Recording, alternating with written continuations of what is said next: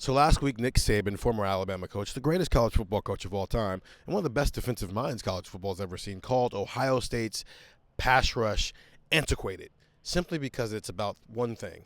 We have 4 defensive linemen that we think are pretty good, so let's just send them after the quarterback, and maybe they get there, maybe they won't. Against Oregon, that answer was maybe they won't get there, which has led to a conversation about whether or not Jim Knowles, Ohio State's defensive coordinator, and Larry Johnson, Ohio State's defensive line coach, are on the same page. I'm Stephen Means, that's Stefan Krajisnik, and that's Andrew Gillis. Stefan, Ryan Day got flat out asked today if Jim Knowles and Larry Johnson are on the same page when it comes to generating pressure. What did he have to say? It was a complicated answer. I don't think it was a very straightforward answer, so I don't know how to tell you exactly what he had to say because there wasn't really much of an answer. I mean, he expressed confidence in all the defensive coaches and players and kind of the basic stuff you get from a head coach. And I don't know if that's, whether you think that's the right or wrong thing to do. It's probably how most coaches are going to approach it. But it seems like from watching the Oregon game, from watching the sideline during the Oregon game, there's some clear disconnect of what Jim Knowles and maybe others on the staff are trying to do and what Larry Johnson's trying to do with his defensive line. And that is a problem. It's probably the biggest problem on this defense right now is Brian Day said that he's not happy with the pass rush. PFF and a lot of those grades will tell you that it's one of the best in the country, but I think Ohio State knows from watching tape that it could be a lot better. And I think we saw that exposed a bit in the Oregon game. And now it leaves this defensive staff in a tough spot where Ryan Day has, said he was a bit more involved this past week with the defense, more so than he has been, throughout his career as a head coach at Ohio State. There's clearly a change that needs to happen with this defense, and Ryan Day's kind of right there leading the charge. And that might be at the core of it, of how can you get Larry Johnson and Jim Knowles on the same page to generate more of a consistent pass rush. I think that's at the core of them getting better as the season goes on. Not a happy camper.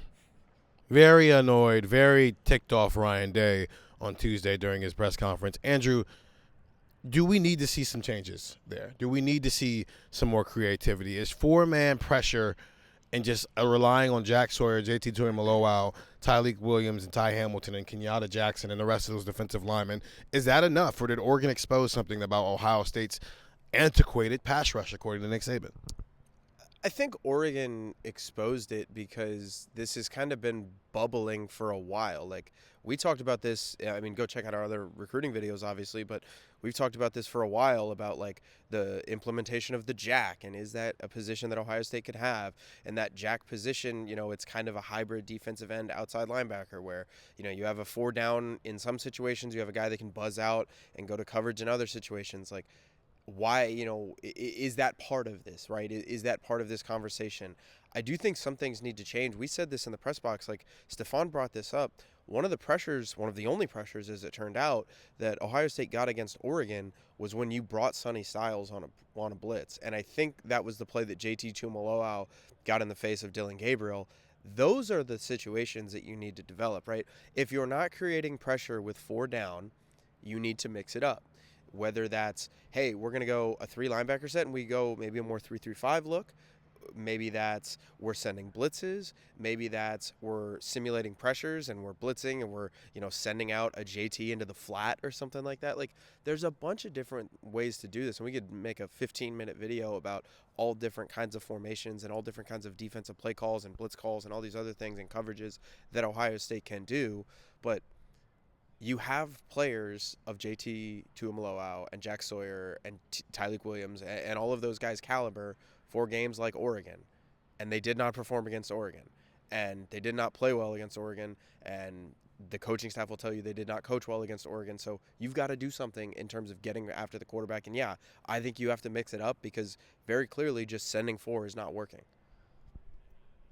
You said Jack Sawyer, Tyleik Williams, and JT Tuimoloau caliber. I don't know if they've done enough of their career for us to say that's a caliber of player, right? And I said this on the Tuesday pod. Chase Young had done enough to where if you're just going to simplify and say, well, we have Chase Young. Cool. He got you 16 and a half sacks. Oh, we have Nick Bosa. Oh, we have Joey Bosa. And I can even go a level lower than that. It doesn't have to be those guys because those guys went on to the NFL and have all had their moments of we're one of the 50 best players in the NFL. Okay, Tyquan Lewis, Sam Hubbard, Jalen Holmes. I don't even know if they've been consistently at that level.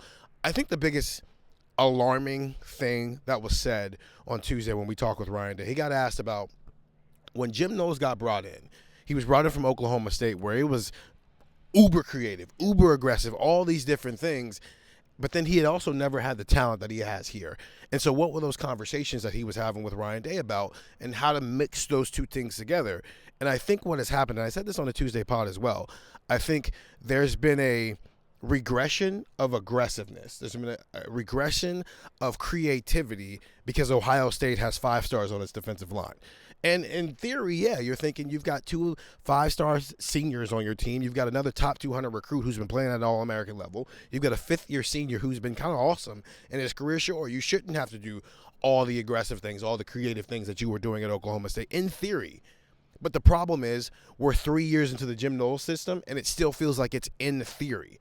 So maybe we need to back off the idea of, oh, you have this much talent on the defensive line, because the personnel hasn't shown you that you can rely on them time and time again. So I am wondering what we see different against Nebraska on Saturday. Ryan Day, as you mentioned, Stefan, spent a lot of time with the defense this past couple of weeks, which makes sense. The defense is mostly the reason why you lost that game on Saturday. So I'm just interested over the next couple of weeks here against Nebraska, against Penn State, against Purdue, against Indiana. Do we start to see some of that creativity? Do we see them look at some different ways to try to generate pressure, because the 4 down front hasn't been enough to do it? We'll continue to have this conversation on Buckeye Talk, so go find that wherever you listen to podcasts. I'm Steven. That's Andrew. That's Stefan. Get the text 614-350-3315. 2-week free trial, $3.99 after that. Talk to you guys later.